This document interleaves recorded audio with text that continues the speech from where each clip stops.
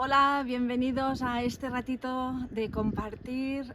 Hola a todos los que estáis medio dormidos, los que os vais a dormir, los que os estáis despertando, sonámbulos, todos bienvenidos a cualquier hora, que siempre es un buen presente para aprender algo. Y estamos aquí para compartir. ¿Y qué es lo primero que quiero compartir?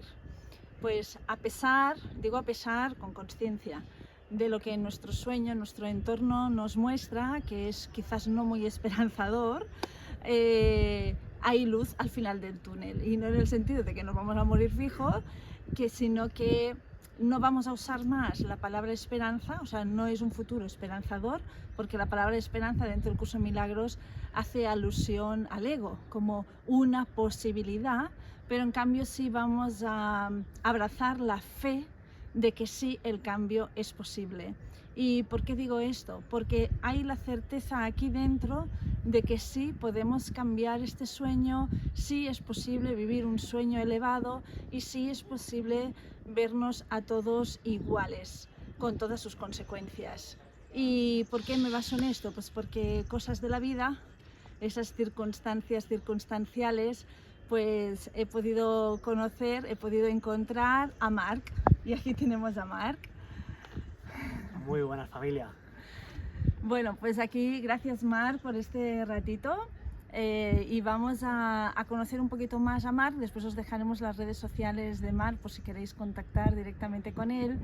Pero bueno, aquí donde lo veis es súper joven, está claro. Vamos a confesar que tienes 29 años, pero que ya lleva una década muy comprometido con un curso de milagros. O sea que lo que os decía, la fe de que es posible cambiar, porque hay que cambiar desde las mentes jóvenes, desde las mentes pequeñitas. Tenemos aquí a Marc, que bueno, pues que está súper comprometido también con el compartir su propia experiencia, inspirar a la gente que el espíritu decida acercarse, bien con su propia experiencia, con su material e inclusive con su música. Entonces, Marc, ¿cómo fue esa embolia que tuviste hace 10 años? Sí, bendita embolia, ¿no? Pues fíjate que yo lo pensaba hoy y digo, gracias a Dios, ¿qué sería de mí si no hubiese tenido esa embolia? ¿Y qué sería de mí si estas situaciones que se dan en el día a día no las pudiera entregar y ver desde otra perspectiva? No sé lo que sería. Entonces, ¿cómo llegó esto? Pues imagino que, como todo buscador, al final siempre hay una historia poderosa detrás. Y en mi experiencia supongo que es un punto de partida que nos pasa a muchos, que es cuando hay un punto de vacío y de dolor muy grande, solo puedes que ya sabes que a tu manera no funciona, solo puedes que entregarte a que se te muestre otra. Entonces fue así, la forma que tomó fue, yo recuerdo que en esa época era una época bastante conflictiva para mí, o sea, era una adolescencia conflictiva, lo que puede estar viviendo cualquier adolescente hoy en día, que no encuentra el sentido, que sale a la calle a buscar su tribu y se encuentra con violencia, con droga, con un exceso de fiesta, de salir para intentar llenar ese vacío. Bueno, después de 2 días de fiesta y de un fin de movidito, yo llegué a mi casa y recuerdo que había una pizarra en mi casa y yo no sé ni por qué ni a quién se lo escribía, porque en aquel entonces no tenía contacto con la espiritualidad, pero algo en mí me hizo escribir: enséñame a ver el mundo con tus ojos. Lo escribí en esa pizarra y de hecho me daba hasta vergüenza, porque yo pensaba, aquí en casa, ¿qué dirán, no? Ya ha llegado el niño este borracho y ha escrito cualquier cosa, ¿no? Y fíjate la magia de la cosa, cuando surge esa pequeña dosis, ¿no?, de buena voluntad. Al día siguiente, literalmente al día siguiente, me llegó el curso a mi casa en un paquete y, o sea, literalmente abrí el paquete y era el curso de milagros, precisamente un manual para ver la vida con otros ojos. O sea, fue una respuesta directa. La historia que toma, que la mente comprende, pues la historia fue que justamente yo tenía un amigo que hacía tiempo que no veía, que él estaba empezando con el curso de milagros y se le ocurrió regalármelo. Esto es la historia lineal. Lo que yo viví fue petición, al día siguiente el curso en mi casa. Y a partir de ahí se abrió un mundo para mí increíble. Recuerdo que ya fue una conexión muy bonita, ya algo se empezó a abrir en mi corazón y cambié las fiestas por irme de retiros. Recuerdo que en aquel entonces, ahora sí que gracias a Dios, pues es como que la mente se está abriendo y cada vez hay más información y cada vez hay más, ¿no? Pero en aquel entonces yo recuerdo que para mí era muy difícil encontrar espacios con quien compartirlo. Entonces yo buscaba retiros todos los fines de semana y la gente me decía, pero niño, ¿tú qué haces aquí? Te has perdido, ¿no? Pero sí, se abrió una época para mí de las más felices de mi vida, porque pude saborear algo que no había saboreado algo interno que no había saboreado en relaciones, ni en el sexo, ni en las drogas, ni en algo que iba más allá. Y aunque a veces eso oscilaba, a veces como que se perdía ese aroma, a veces se reconectaba con él, ya había algo que ya no se olvida. Claro, y es cuando te das cuenta que no hay vuelta atrás, Eso es. ¿no? O sea, que es imposible pensar en retomar la vida que llevábamos antes, porque aquello sería la involución total y absoluta. Sí, en mi experiencia aún se necesitaban ese contraste para asegurarse, ¿no? Es como el ego todavía te promete que por aquí sí, entonces yo necesitaba como comprobarlo, es decir, veía cómo cuando seguía el ego lo que ocurría, cuando volvía al espíritu lo que ocurría. Y a base de ir comprobándolo, pues cada vez vas eligiendo más, Y así fue ese baile, ¿Y qué supone la música en todo esto? Pues fíjate, yo siempre he tenido pues ese gusto por hacer música, de hecho en aquel entonces yo hacía música y me iba bastante bien a nivel de pues lo que yo buscaba como adolescente, que al final es reconocimiento, ¿no? Es lo que yo buscaba en esa época y aparentemente iba bien en el sentido de que justamente estábamos como trabajando con una discográfica que tenía de renombre por aquí, me estaban empezando a llevar los videoclips, estaba llegando bastante gente, estaban empezando a llegar conciertos, estaba vendiendo discos, no a un nivel macro, pero estaba creciendo la cosa. Pero ahí cambió completamente la forma de hacer música, porque la música era un poco, salía desde un espacio, de hecho lo que me llevaban las noches de concierto era pues más fiesta, más drogas, era otro estilo. Empecé a conectar con una música mucho más emocional y sentir que la música me tomaba a mí, y ese gesto era muy bonito. Yo pasé a escribir las canciones como en un minuto y llorando mientras las escribía, porque era como muy devocional y cambió la vibración de mi música completamente. Y lo bonito de eso es que a raíz de ese gesto empezaron a salir proyectos con la música muy distintos. Por ejemplo, de forma muy natural, empezamos a trabajar con adolescentes en riesgo de exclusión, precisamente que era como ese arquetipo que yo quería sanar en mí, ese adolescente que tenía una mala vida. A través de las emociones, de la música, acompañamos a muchos grupos a crear su propia música, a descubrir rangos del amor que a lo mejor no había descubierto en la calle. Y por ahí nos llevó la vida.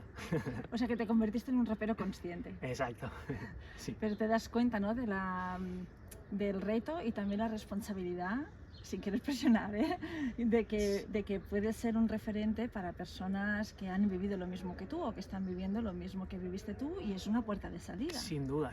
Sí, me da un escalofrío, lo tomo, la responsabilidad la tomo. Sí, no, sin que suponga una carga, ¿no?, sino simplemente una vía para aportar a este sueño una herramienta para los demás. Claro, es ahí, al final yo lo que veo es que cuando nos ponemos al servicio se nos muestra cuál es el camino. Obviamente cada uno tenemos el espíritu secular, nuestras pequeñas particularidades para llevarle a un grupo de personas.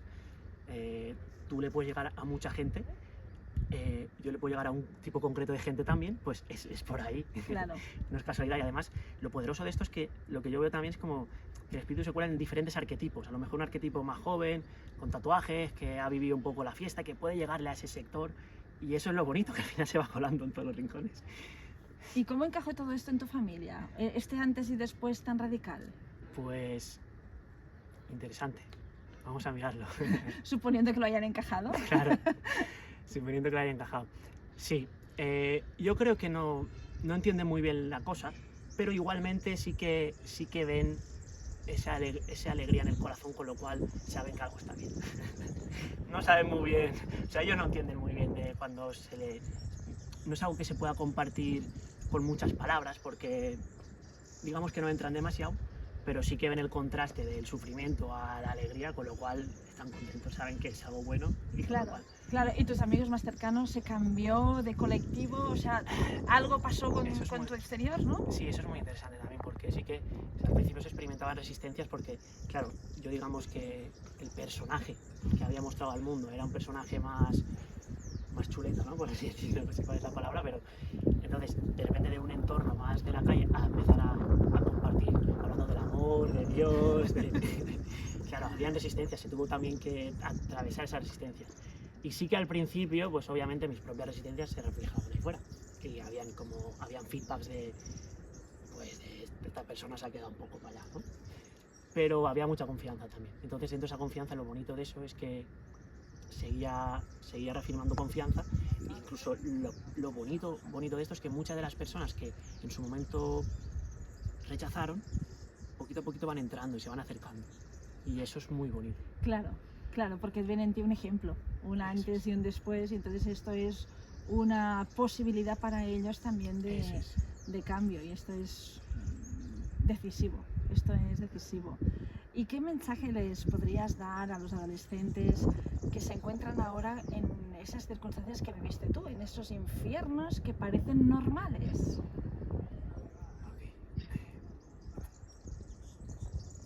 Les diría que... Lo primero les diría es que el amor no ha olvidado a nadie, que son amados y que tienen el derecho y la posibilidad de experimentar la paz y la alegría en sus vidas. Ese derecho y esa posibilidad la tienen ahí. Solo se requiere que hagan uso de ella. Y para hacer uso de ella, lo único que se requiere es que lo decidan, que pongan su voluntad a ello, y se les va a mostrar. Se les va a mostrar la forma, se les va a mostrar el camino, se les va a mostrar la manera. Y no hay de otra. A lo mejor todavía ni siquiera es erróneo que estén viviendo eso. Es importante ver eso porque es necesario a veces que lo vivas para que te des cuenta que no está ahí. Pero conforme empiezas a sospecharlo mínimamente, no hace falta que lo alargues en el tiempo. Claro. A la mínima sospecha ya te puedes entregar. Claro, como dice el curso, el dolor muchas veces es inevitable, pero el sufrimiento no es necesario. Eso. Entonces, venga, una patadita fuera para que reacciones, pero ya el sufrimiento es totalmente voluntario. Y entonces, bueno, ya pondremos algún link de tus canciones que me encantan. En algún momento tendremos que coincidir para aplaudirte en directo. Pero ¿de qué hablan? ¿De qué hablan ¿Vale? tus raps? Hay diferentes, o sea, al final la calibración de la que surge es la misma. Yo siempre digo que es un anhelo de Dios. La música es como un canto a Dios. De hecho, yo tengo la teoría de que toda canción de amor, en realidad, en lo más profundo, es un canto al amor mismo, es un canto a Dios. Lo que pasa es que la mente lo proyecta hacia una persona, hacia esto, pero en su esencia es eso. Entonces mi música al final es un canto a Dios, sin duda. Entonces hay diferentes matices. Por ejemplo, hay una canción que para mí fue muy poderosa, que se llama Ayúdame, que nace precisamente de esta rendición. De cuando estás cansado de ver la vida a tu manera, de cuando estás cansado de todo este proceso, estás cansado, es como, me rindo, ayúdame. Esa canción para mí es un puntito más especial, por así decirlo, porque se escribió llorando y todas las personas que la escuchan me devuelven lo mismo. Como incluso personas que no tienen ningún contacto con esto, es como un recuerdo de algo familiar, un anhelo familiar. Claro. ¿Y tú te puedes acordar de alguna estrofita de Ayúdame para compartirla ahora? Sí, así? Sí, la podemos cantar. Bueno, si no quieres cantar, la quieres recitar, a mí me da igual. Sí, vamos a por ello. Dice así. Dice, ¿quieres que yo? No vale. Dice, estoy cansado de sufrir, de exigirme, estoy cansado de luchar, de aferrarme. Por eso hoy canto, pues quiero pedirte, enséñame a ser libre, a sentirte, a soltarme. Estoy cansado de que todo se acabe y de que a los que más quieras se marchen. Estoy cansado de nunca conformarme, del miedo de odiarme, y hoy quiero rendirme. Estoy cansado de las ganas de pelear, estoy cansado de caer y de levantar. Estoy cansado de esperar y lo único que veo es la vida pasar. Estoy cansado de la rabia que siento, de no saber quién soy ni para qué canto, de este pensamiento que precede al llanto y de esta soledad y de todo lo que me cuento. Hoy ya no quiero enfrentarme al destino, ir contra corriente, nadar contra el río. Hoy quiero aceptar lo que soy ahora mismo, soltar el control, saltar al abismo. Y en la caída que me esperes, y en la caída que me cojas, y en la caída que me eleve me recuerdes que este gusano siempre fue mariposa. Ayúdame, que me perdí, quiero volver hoy junto a ti. Ayúdame, que te sentí y ahora sé que estás en mí. Ayúdame a recordar que solo no puedo, ayúdame a recordarte otra vez. Ayúdame a recordar que sin ti me pierdo, coge mi mano y no me la sueltes. Ayúdame a recordar cuánto te quiero, que parece que yo ya lo olvidé. Susúrrame al oído de nuevo, te amo y te amaré. Gracias, Mar, por recordarnos que es posible. Gracias. Gracias.